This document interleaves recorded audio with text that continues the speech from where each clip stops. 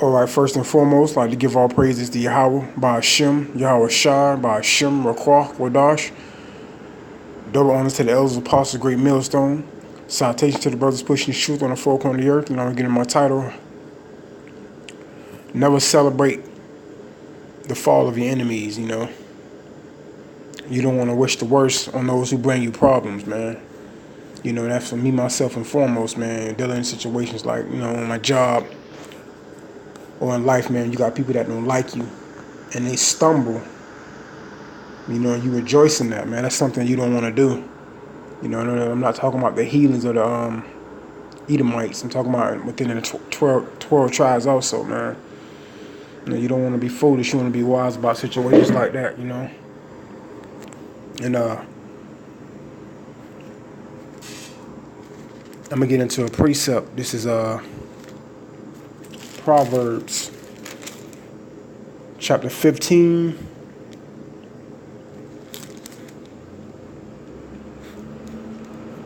Verse 26.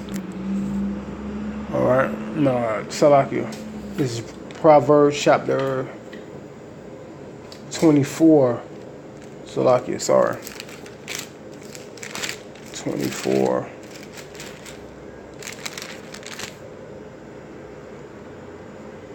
Verse 17. Rejoice not when then enemy falleth, and let not then heart be glad when he stumbled. All right. You don't want to have that kind of heart. You don't want to have that kind of spirit. It'll be celebrating the downfall of the ones who bring you problems, you know. You know, you want to be wise, like I said before. And I'm going to move on to verse 18. Lest the Lord see it, and it displease him, and he turn away his wrath from them. Like you want the Lord to fight your battles. From the start, you ask your Yahweh Shai, you know, take care of my enemies, you know, and you want to keep it as that. And when they stumble, it's not for you to, you know, rejoice spiritually, you know, while he'll take that wrath from them, man. You know. That's up to the Lord, man. Let the Lord take care of it, man. Because sometimes everything ain't all what it seems. You know, so you wanna grow, you wanna be wise, man. You wanna grow wiser in this truth as time go on also, man. You know. Celebrating someone's downfall, you know, that's wicked. You know. And you want to be better than one that the wicked people that's coming up against you. And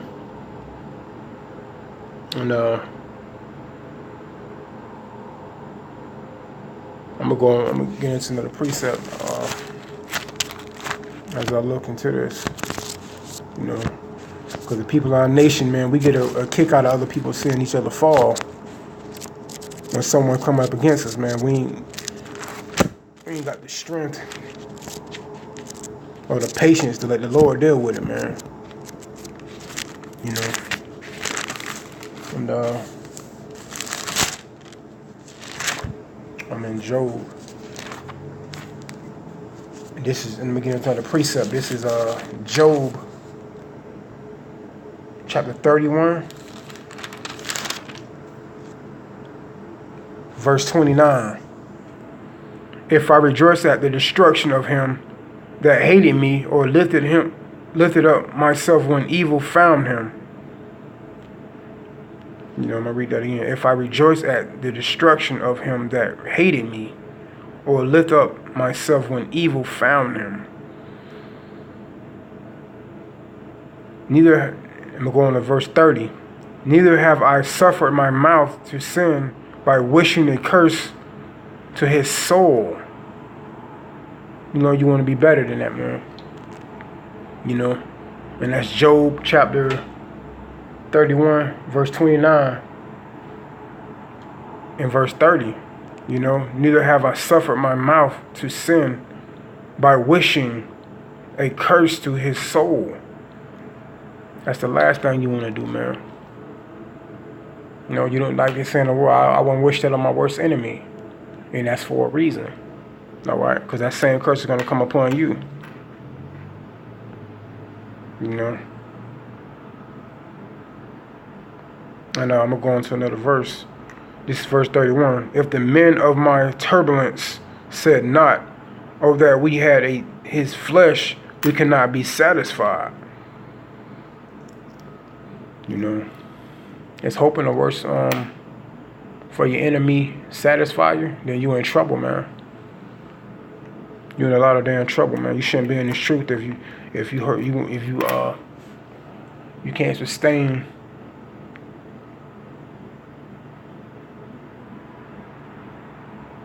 problems from your enemy, because that's what it's about, endurance. All right.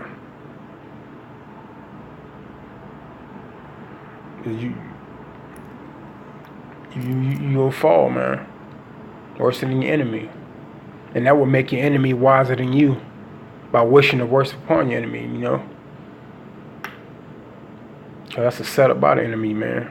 Is to come up against you and see how you would react. So, you know, don't celebrate the downfall of your enemy. You know, let the Lord handle it. You know, I've been in many situations where I had to endure. You know, I dealt with enemy people coming up against me for years, man. You know, and we fall short. You know, I partially celebrated, but learned that's not the way. That's not the spirit, man. It's to celebrate the downfall of your enemy, man. I know that's kind of hard to deal with when people coming up against you, man. You be hoping the worst, like, man, hope something just he just a car just smacks him or something. That's not the spirit you're supposed to be in, man. You know.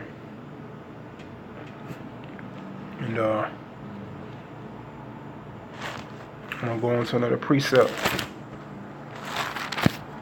This is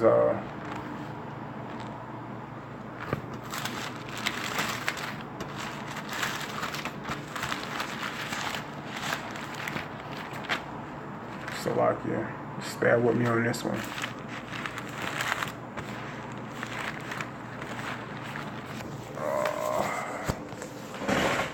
Yeah.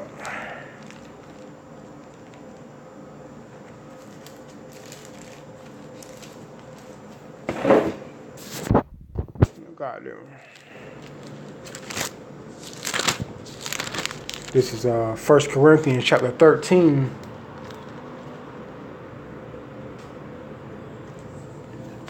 Verse 6.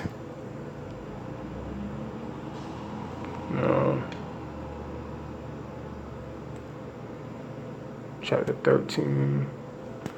But I trust that you shall know that we are not.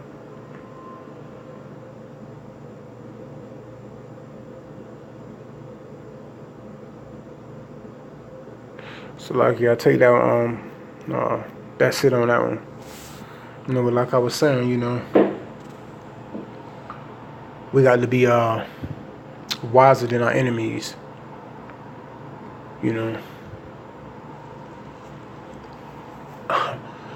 And not let our enemies be wiser than us. All right, because if you at war, you at a spiritual war with your enemies, they're gonna win. They're gonna prevail. You know.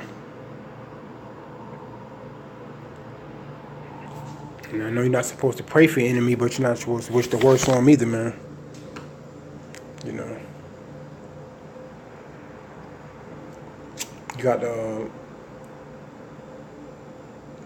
let the spirit of the Lord outweigh both parties. You know.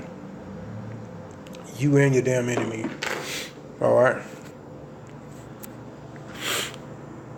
And my reason for doing this video, man, is you know, for those who don't know, and to edify those, do not celebrate the fall of your enemy, man. You know. Lord's willing, those who's listening is edified. With that being said, just like the mind, truth is a terrible thing to waste. And always, Shalom Israel.